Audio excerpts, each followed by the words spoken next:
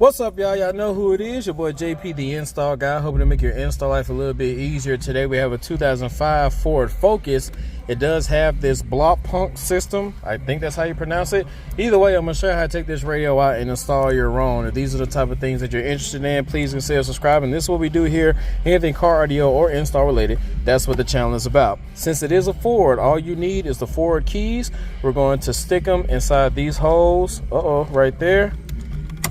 Hear that click, pull out, and then pull out. Pull that part out, pull that part out, and that's it. Let's get over here to the test bench. All right, so for this one, we are going to be installing a single DIN radio, the KMM B732HD. We're gonna have the single DIN mounting cage on this radio. You can choose the ISO mount or just use this by itself inside the dash kit. Now, this right here is gonna give you 22 watts RMS with a 50 watt max per channel. This is a digital media receiver, so no CD player, but it does have AM, FM radio, MP3 player, Bluetooth, USB, auxiliary, and it is Sirius XM ready. You do have a front USB and a rear USB, 3 sets of RCAs, Sirius XM V300 port right here in the back, along with the power port, 10 amp fuse, and a rear USB with a 4-foot extension.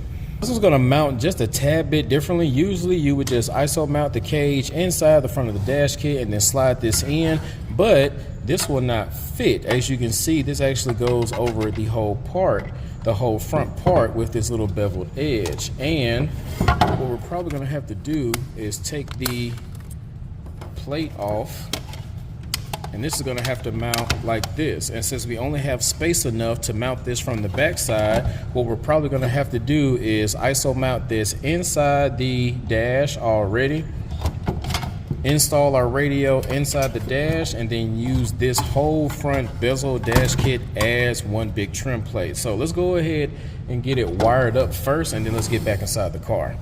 So the wire harness I'm using is a VW9000 wire harness. Now, even though that is for European and Volkswagen vehicles of an older age and it's not a standard Ford harness, this is the one that goes for the Ford Focus.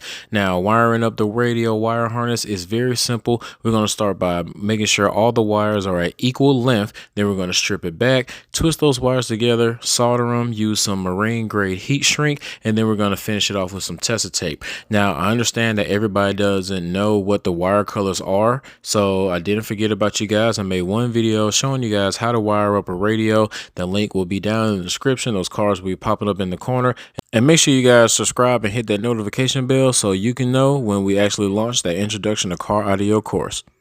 All right, so what we want to do is we want to take our cage and slide it into the top part of the OEM dash kit spot right here. Then we want to take a pick tool and we want to fold up these little metal tabs like that, so we can kind of lock it in place so it doesn't move. So now as I'm pulling on it from the back, it's actually stationary. We get ones on the side as well.